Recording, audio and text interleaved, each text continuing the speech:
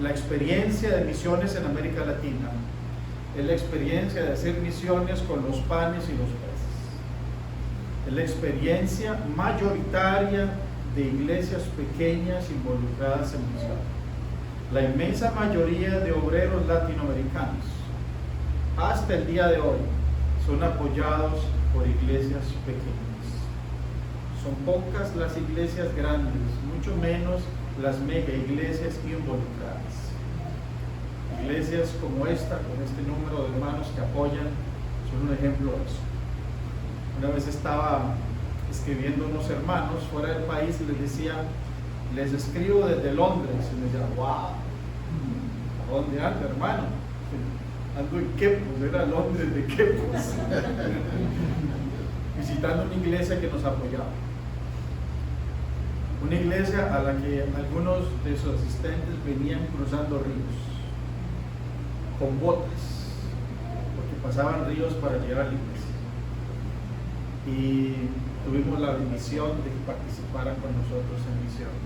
Como igualmente me gozo hoy de ver algunas caras conocidas, hermano Francisco, qué gozo. Una iglesia que nos acompañó y donde estuvimos varias veces por una amiga común, la hermana Sandra, que nos unió ahí.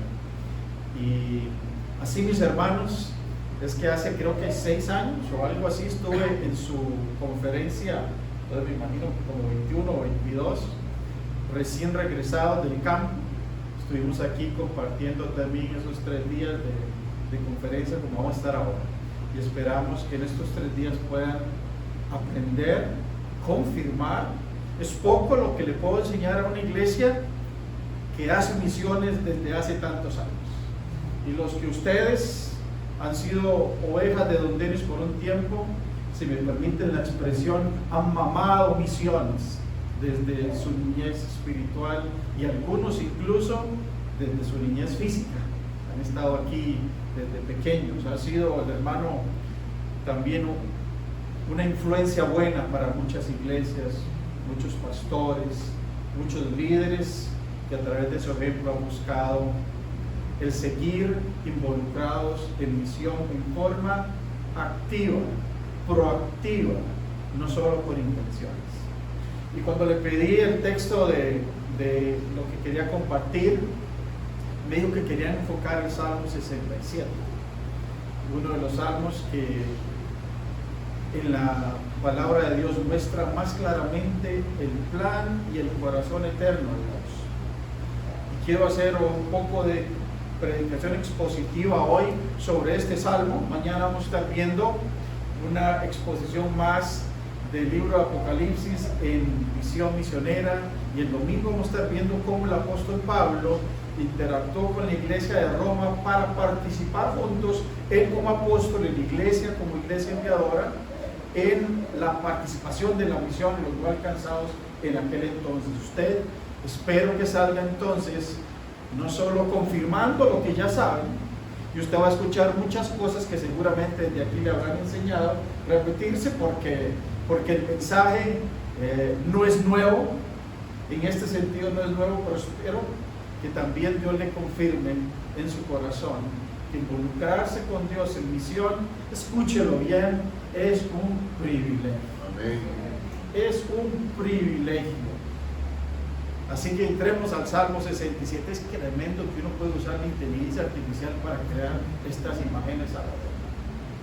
Yo pude haberme metido en esa imagen, pero no lo hice porque era blasfemo, pero se podía hacer. Pero es una linda forma de ver, una forma así muy visual, muy práctica, lo que puede ser una pintura de lo que será este tiempo.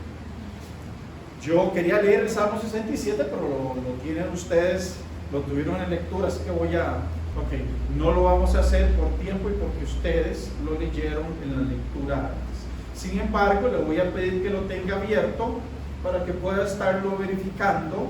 Siempre digo, no crean nada de lo que yo voy a decir que no tenga una base bíblica. Yo puedo tener opiniones tan válidas como la suya, pero cuando vamos a la opinión de Dios que está basada en la palabra de Dios, ese es otro nivel, como dicen los muchachos. Así que vamos a estar meditando en este salmo, el salmo de las naciones, El libro de los Salmos está lleno de cantos sobre las naciones. Yo quiero invitarle, si usted alguna vez quiere ir al libro de los Salmos y tratar de verlo con visión de lo que Dios dice sobre los pueblos. Hablaba una vez con el hermano director de Comiván, también exdirector de TDM, que seguramente lo habrán tenido alguna vez aquí, el hermano Cristian Castro. ¿Cómo es, decíamos en una reunión de pastores, estamos en una reunión de pastores hablando de misiones, que los pastores pueden ir a la Biblia, leer constantemente lo que Dios dice sobre las naciones y que no les entre la necesidad de su participación? Hoy, con este salmo, vamos a confirmar esa idea. El Salmo 67, los teólogos y estudiosos dicen que es una respuesta casi segura a lo que se llama la bendición que Dios dio al sacerdote Aarón para que diera a los israelitas, que está en Números capítulo 6, versículos 22 al 27. Si usted la puede leer, puede verla ahí. Si la quiere buscar en su Biblia, también está muy bien. Es entonces un canto. Recuerden que los salmos son todos el himnario del pueblo de Israel, así que así como nosotros los cantamos, hace poco no, yo tengo la tendencia a decir hace 5 años y mi esposa me dice 5 años, eso fue hace 10, 15, eso fue hace 25, pero hace poco estuve en una iglesia, eso fue hace como 5 años, que me dijeron, estaban muy ordenados y me pasaron todos, en una campaña misionera, los cánticos que iban a cantar en esa semana, era una semana. Yo lo revisé, ni uno solo hablaba de las naciones. Eran todos cánticos de alabanza, de adoración, para adorar al Señor, pero ni uno solo traía una mención, algo misionológico, de las naciones, de los pueblos. Yo decía, ¿pero cómo? Yo recuerdo que aquí se cantaban cantos de los salmos, donde decía, por ejemplo, pueblos todos, batir las manos y adorar a Dios con voz de júbilo. ¿Lo recuerdan? ¿Cómo es que desaparecieron todos esos cantos? No tengo ningún problema con el avance de adoración, pero esto tenía un propósito para que Israel lo cantara. Hoy vamos a estar insistiendo en ese propósito. Así dice la bendición que Dios le instruyó a Aarón. El Señor ordenó a Moisés: diles a Aarón y a sus hijos que imparta la bendición a los israelitas con estas palabras: el Señor te bendiga y te guarde. El Señor haga resplandecer su rostro sobre ti y te extienda su amor. El Señor mueva su rostro hacia ti y te conceda la paz. Así invocará mi nombre sobre los israelitas para que yo los bendiga. Hermoso, ¿no? Qué forma de bendecir. Mi esposa muchas veces, yo recuerdo, cuando enviaba a mis hijos a la escuela, les recitaba esta bendición. Es algo de lo que usted puede apropiarse. Esto era cantado por el pueblo, especialmente al final de la ceremonia de reunión, donde se reunían para escuchar una enseñanza. Había cánticos, muchos de esos eran cánticos de los salmos, y el pueblo a veces participaba, a veces cantaba el coro, a veces cantaban salmistas, y en algunos de ellos cantaba el pueblo. Y este era una bendición que los sacerdotes hacían hacia el pueblo. Les daban esta bendición como un recordatorio final cuando estaban saliendo de su tiempo de adoración o de sacrificios o de participar como congregación. Así que era un tipo de señal última, de mensaje último con el que usted salía. Usted salía del templo recordando estas palabras. Podía ser tomado tanto en forma personal, noten cómo dice: haga resplandecer su rostro sobre ti, te extienda, mueva su rostro hacia ti. Entonces, como muchos cánticos, como muchas cosas en la iglesia, los podía tomar usted en forma personal, para usted. Pero también podía ser tomado en forma comunitaria, para toda la congregación. Ese día entonces era yo, pero éramos todos también. Era el israelita solo, pero era también el pueblo de Israel junto.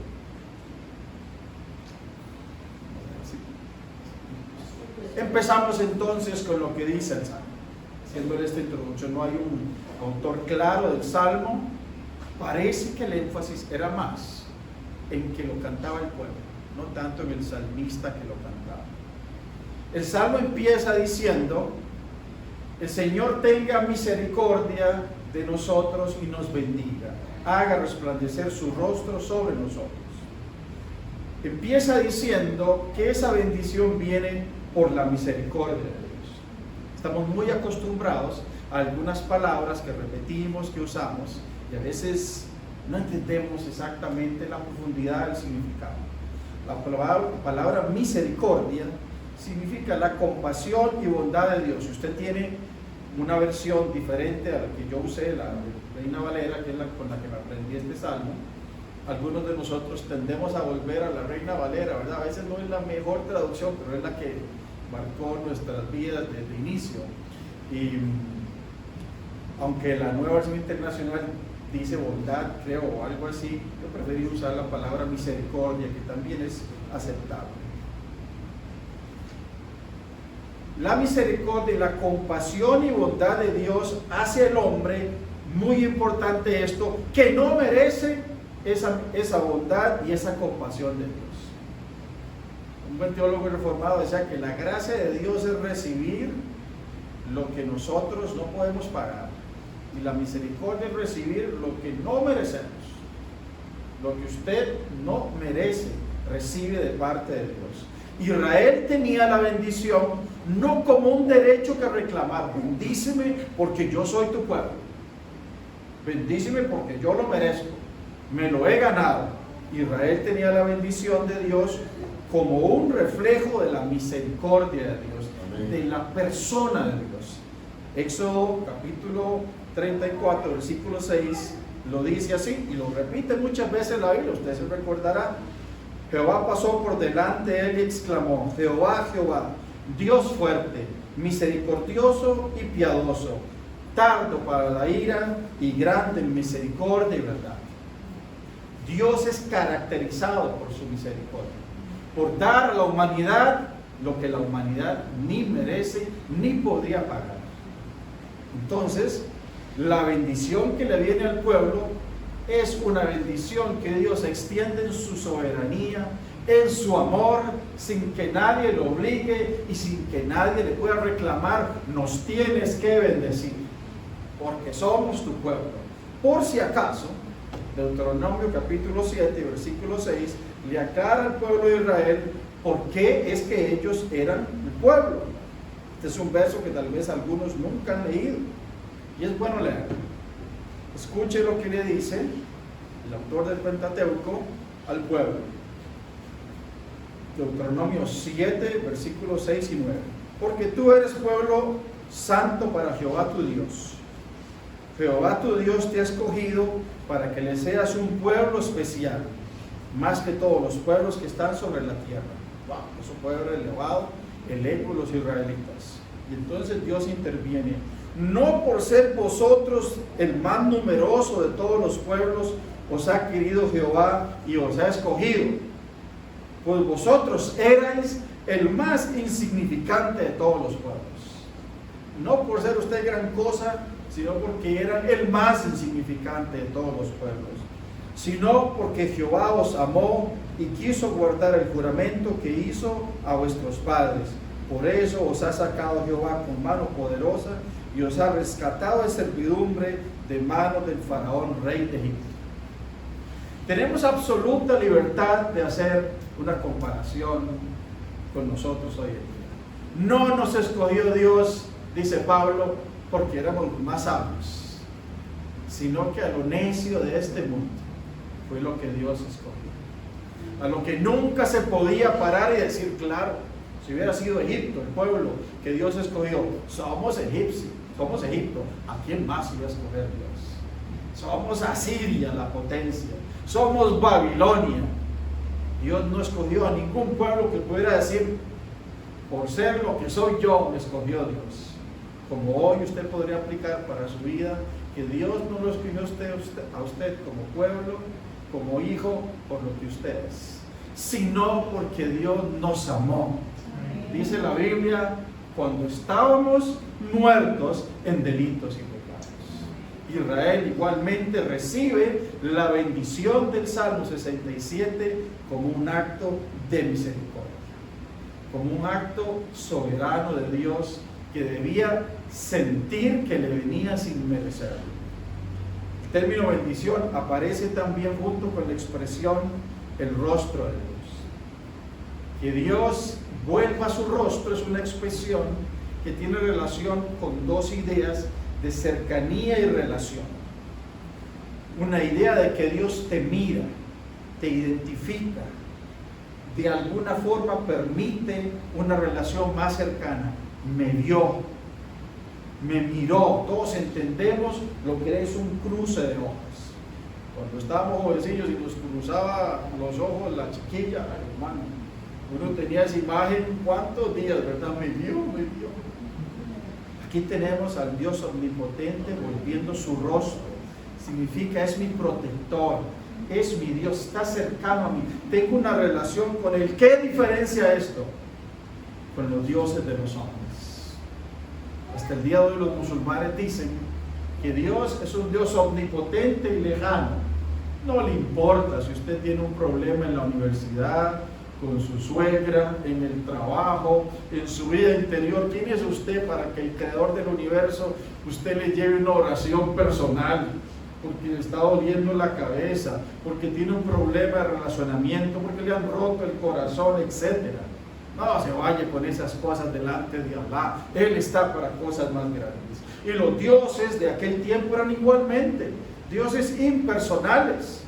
Algo diferencial del cristianismo. No es mío, lo escuché de un buen predicador que dice que una de las cosas que le sorprendió a él cuando era todavía ateo es como el cristianismo tenía un Dios que vivía en el creyente.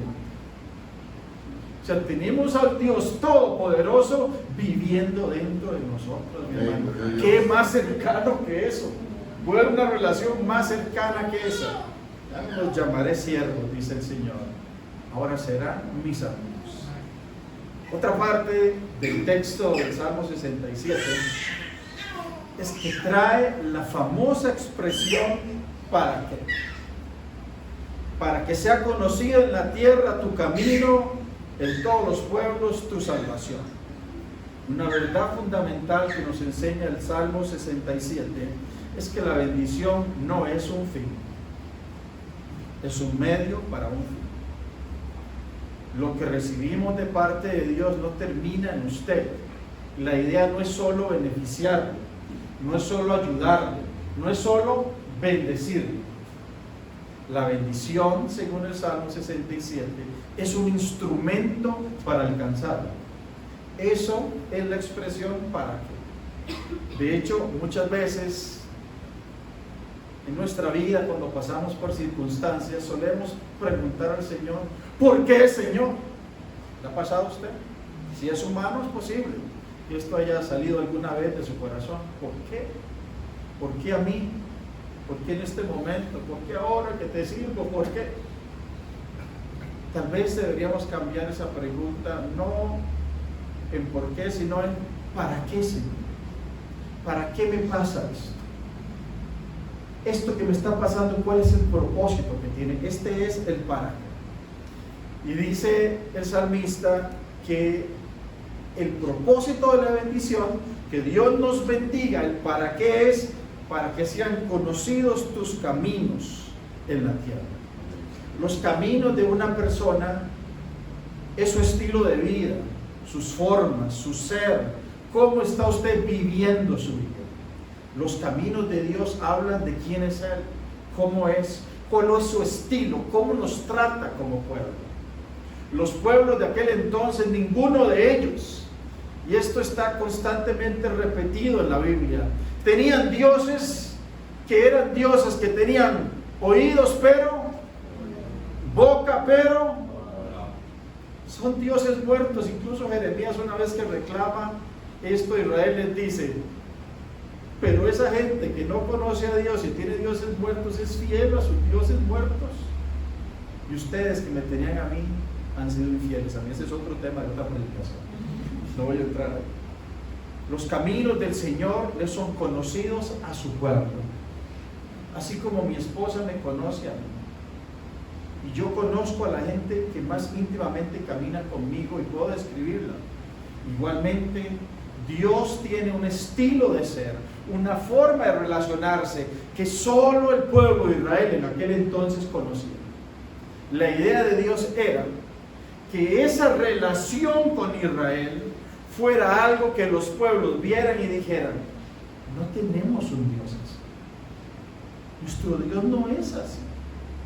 Tenemos un Dios que le ofrecemos sacrificios, tenemos un Dios que le damos pleitesía, que le damos adoración, que le llevamos dinero, corderos, animales, pero no tenemos un Dios que nos diga, como le decía Dios a Israel: yo lo que quiero es que ustedes me amen. El amor no es un tema nuevo del Nuevo Testamento. Ya en el Antiguo Testamento constantemente Dios es un Dios que quiere no solo ser seguido, sino amado, que busca una relación, que cuando Adán cae en el huerto del Edén, no le dice: ahora sí, a ver qué hace. Yo le había advertido, ahora juéguesela como pueda. Sino que lo busca. ¿Por qué? Porque a él le nació buscarlo. Pudo haberlo condenado, pudo haberlo desechado, claro que sí, pero le nace en su esencia, que es el amor, buscarlo. Esa relación con un Dios no la tenían los filisteos, los caldeos, los amorreos, los euseos y todos los eos de aquel entonces. Y la idea no era que lo vean y sientan envidia. La idea era que lo vean y lo quieran. Que lo vean y te pregunten, Israel. Y cuando, y perdóname, con más tiempo iría a más textos, pero cuando está el pueblo de Israel frente a las murallas de Jericó, y está aquella famosa escena de que hay unos espías que entraron a aquel lugar y hay una mujer, ¿recuerdan? Que arriesga su vida. ¿Cómo se llamaba? Rahab arriesga su vida para dar posada a los espías. Y cuando le preguntan, ella dice: hemos oído lo que ha pasado con los otros reyes que los han enfrentado a ustedes. Y nos hemos dado cuenta que ustedes tienen un Dios que es diferente de nuestro Dios. Cuando hemos oído esto, hemos temblado, han temido nuestros corazones. Y yo estoy dispuesta a arriesgar mi vida, literalmente estaba arriesgando su vida, porque su Dios es Dios aquí en la tierra y arriba en los cielos. El testimonio de la vivencia del pueblo de Dios siempre ha sido un instrumento que Dios usa. Su testimonio, su relación con Dios. No tiene que ser usted teólogo para tener un testimonio. No tiene que ser una persona que ha estudiado mucho, y yo estoy en contra de eso. Todos nosotros tenemos como llamado este mismo llamado. Esto que Israel tenía como una posibilidad de mostrar a un Dios que nadie tiene, y por eso Dios quería que el templo estuviera abierto para que cuando las personas que escucharan de Dios vinieran al templo, si usted lee la inauguración del templo que Salomón hace, de nuevo vayan al texto riquísimo en Segunda de Reyes, y él hace la dedicación del templo, dice: cuando el extranjero que venga de lejanas tierras venga a causa de mi gran nombre, de mi fama, y entre en este templo y ore a mí, yo le escucharé. No se lo impidan. Era una idea de atraer para que vieran cómo vive un pueblo que tiene un Dios como el único Dios verdadero. Es igual que nuestra vida. Y dar a conocer su salvación, además de sus caminos. El mensaje eterno es el mensaje de que solo Dios reconcilia al ser humano. Es lo que Pablo llama la palabra de la reconciliación. Y dice que esa palabra de reconciliación le ha sido dada a su pueblo. Nos dio a nosotros la palabra de la reconciliación. Entonces, el Salmo es un cántico que dice: entre las naciones expongan cómo es tener una relación conmigo, y entre las naciones expongan cómo es mi gracia salvadora, cómo es que yo he rescatado al ser humano. Hablen de mi salvación, que fuera de mí nadie salva y que solo yo los puedo salvar. La elección de nosotros como creyentes tiene un propósito, mis hermanos. el para qué siempre está ahí. La Biblia dice que nosotros somos el pueblo de Dios. Y así como un día le dijo al pueblo de Israel, ustedes son mi pueblo y los quiero usar para darme a conocer a las naciones, también el apóstol Pedro llega a decirnos que nosotros somos ese pueblo adquirido, esa nación santa. Vamos a leerlo en 1 de Pedro 2:9. El otro texto usted lo puede leer en su casa. Es un texto que seguramente lo habrán leído, cantado, algunos se lo saben de memoria. 1 de Pedro 2, versículo 9. Pero vosotros sois linaje escogido, real sacerdocio, nación santa, pueblo adquirido por Dios. Amén, hermanos. Amén. ¿Es usted eso? ¿Está seguro? Amén. Esto es lo que dice el apóstol que somos nosotros. En otro lado dice, el pueblo que no era pueblo, ahora es esto.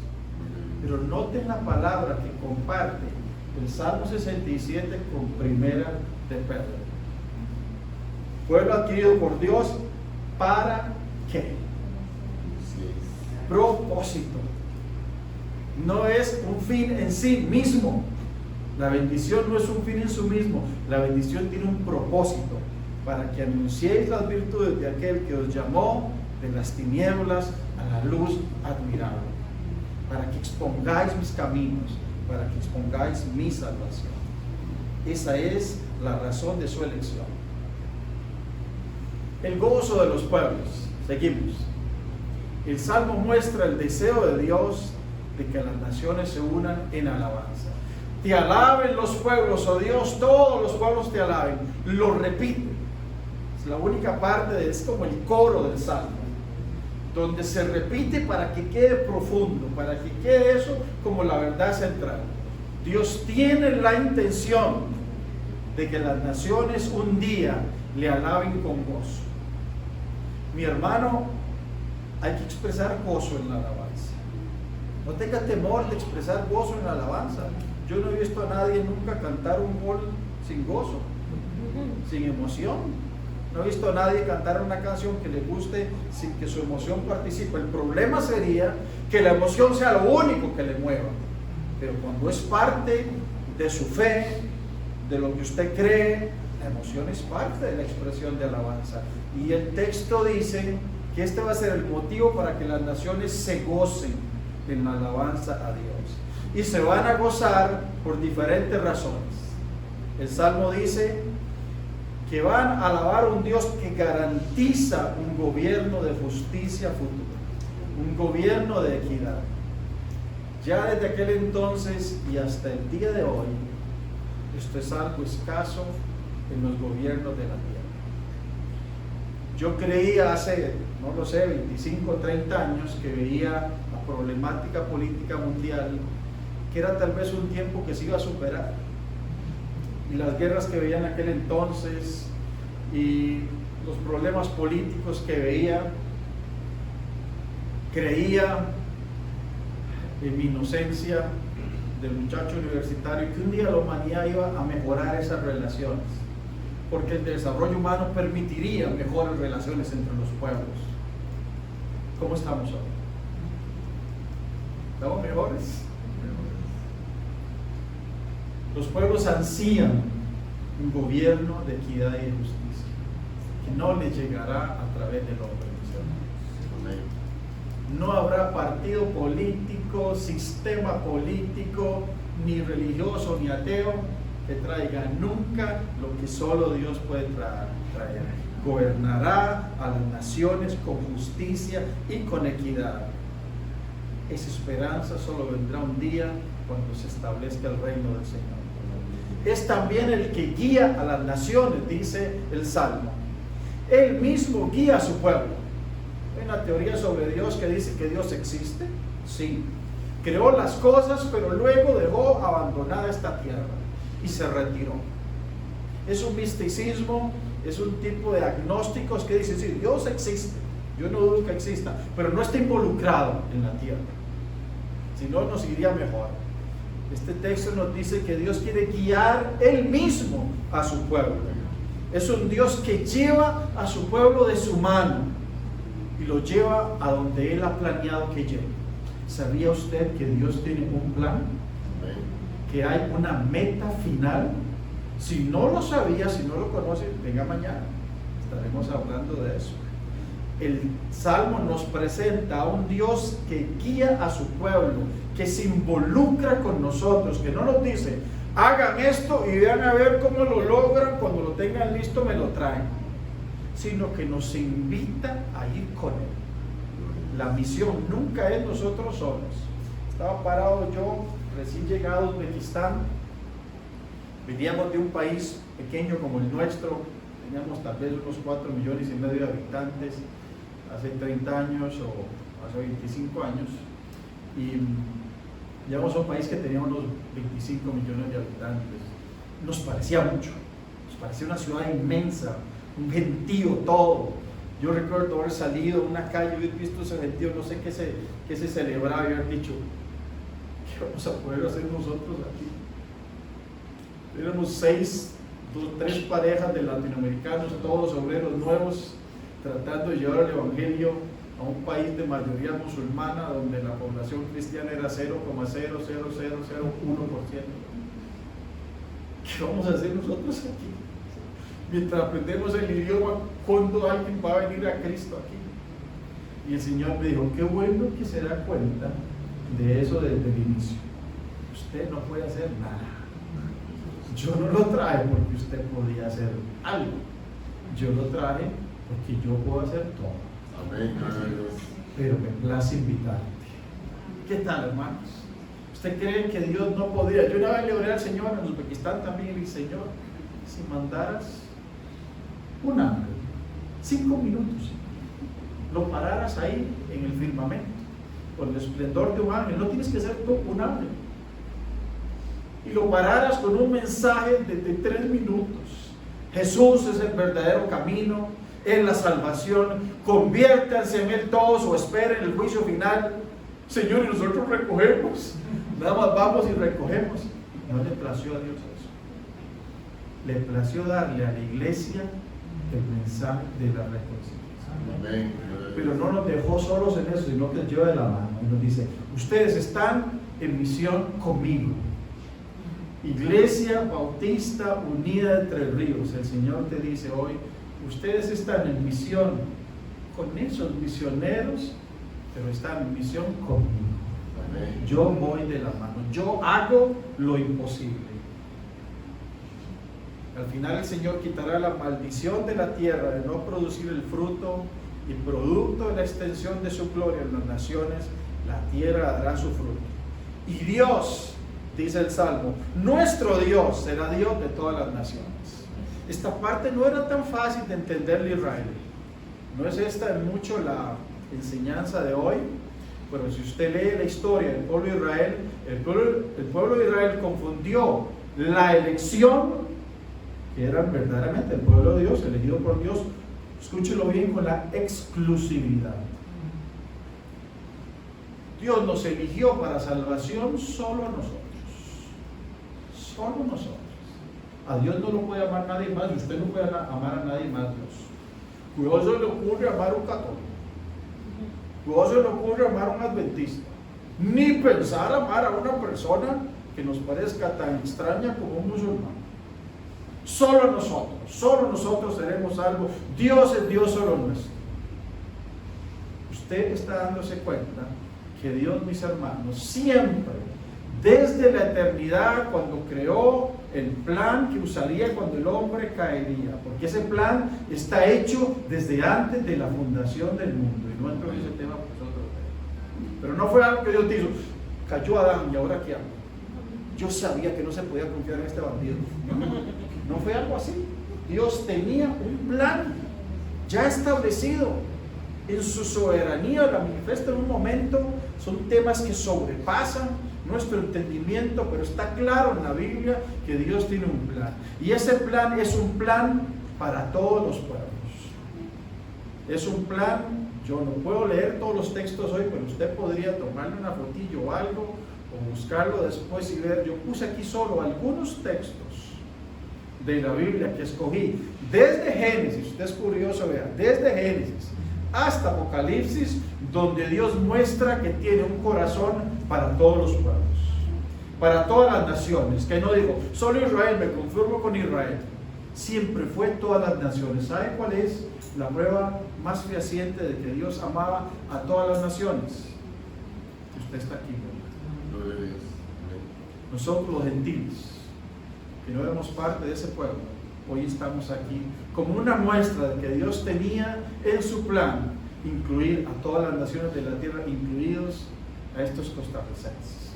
Que un día les llegó el Evangelio a través de hermanos que, leyendo este salmo, motivados por mensajes como los que ustedes están escuchando en su iglesia en esta semana, dijeron: enviemos a alguien a predicar a ese país.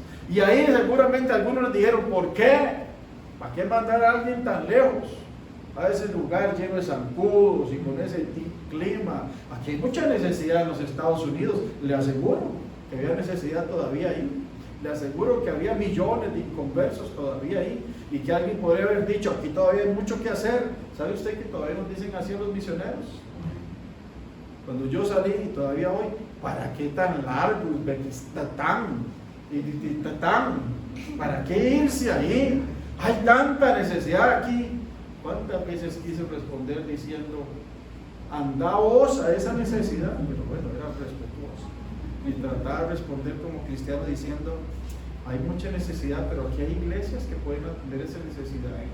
La Biblia muestra claramente que debemos enfocar a aquellos donde todavía no ha alumbrado el Evangelio. Así como alguien nos envió misioneros, como decía mi hija, hoy estamos nosotros aquí como trabajo de lo que Dios hizo con esos enviados.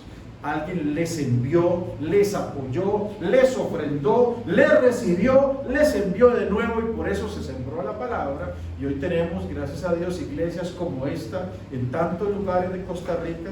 Claro que tenemos todavía cosas por hacer en Costa Rica. Hay cosas por hacer en Entre Ríos todavía, hermanos. Hay gente a quien predicarle. En su familia hay gente a quien predicarle. En su trabajo, en su barrio, en los lugares donde nos relacionamos. Claro que sí. Y para eso nosotros somos el sacerdocio nuevo, escogido para que anunciemos las gloriosas riquezas del Señor a esa comunidad. Pero igualmente el Señor tiene este plan para los pueblos.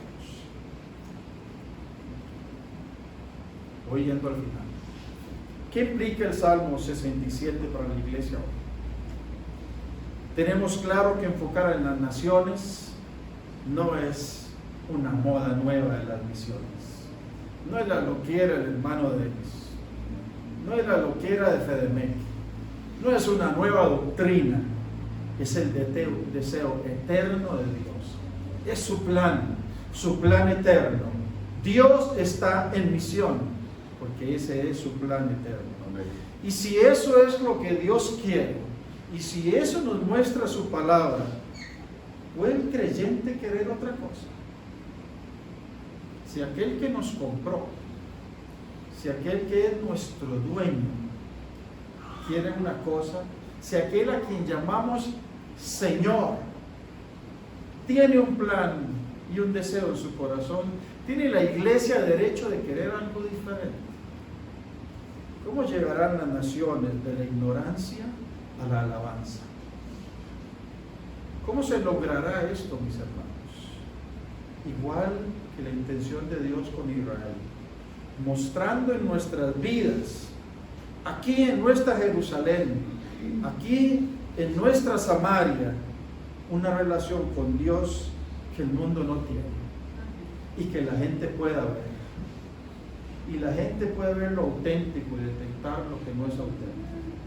Y la gente puede perdonar muchas cosas, mi hermano, pero una relación auténtica trae, a pesar de que no seamos perfectos. Y además de dar nuestro testimonio donde estamos, también lo va a hacer a través de la proclamación del Evangelio. Hay que abrir la boquita. El testimonio es importante, pero hay que abrir la boca. Si no, la gente puede malinterpretar que eso que usted tiene lo logró usted, que ese trabajo, que esa bendición, que lo que usted ha alcanzado en la vida, si ha alcanzado algo, gloria a Dios, no se debe que usted es astuto, buen hombre de negocios, estudió en la universidad, se debe a que la bendición de Dios está en su vida. Dios se la debe atribuir a él. Y cuando alguien necesita o pide, como dice Pedro, razón de nuestra esperanza, abrir nuestra boca. Una boca que ojalá se habla, no para condenar, no para juzgar, sino para decir, Dios tiene un plan también con usted. Amén. Esa es la proclamación del Evangelio en el que está involucrado tanto el que va como el que envía. ¿Le ha bendecido Dios a usted, hermano? Usted tiene derecho de no sentir que este mensaje no tiene ninguna implicación para usted si usted responde negativamente a esta pregunta. Ahora, si usted responde positivamente, este mensaje tiene algo para usted. ¿Le ha bendecido Dios a usted? ¿A quién ha bendecido Dios? Muéstrame con su mano. Yo quiero ver a alguien, y yo digo a todos. Es una iglesia de bendecidos. Es un lugar de bendecidos por Dios. ¿Ha bendecido a su familia? Amén. Además de usted, ha bendecido a su familia. Amén. Ha bendecido a nuestro país. Amén.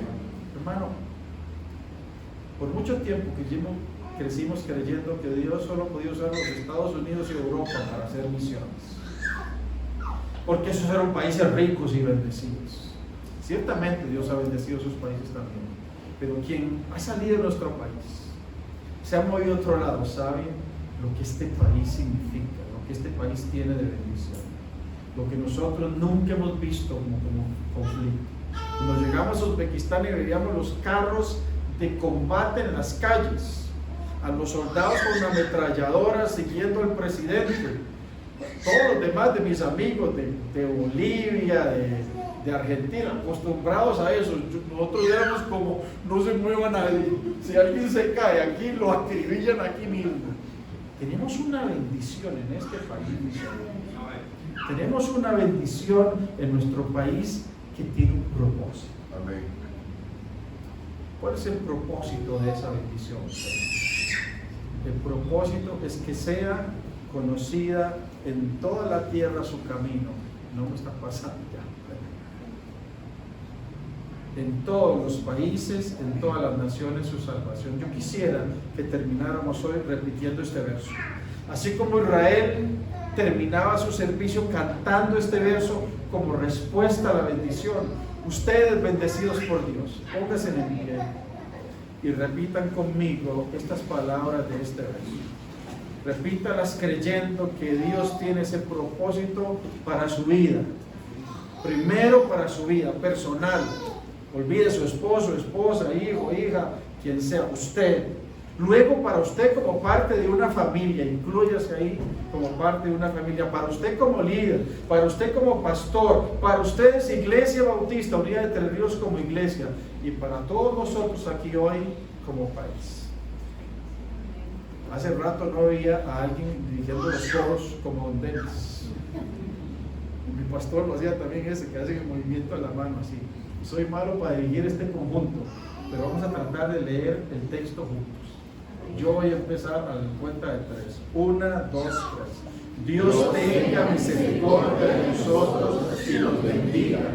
Haga resplandecer su rostro sobre nosotros, para que sea conocida en la tierra tu camino y en todas las naciones tu salvación.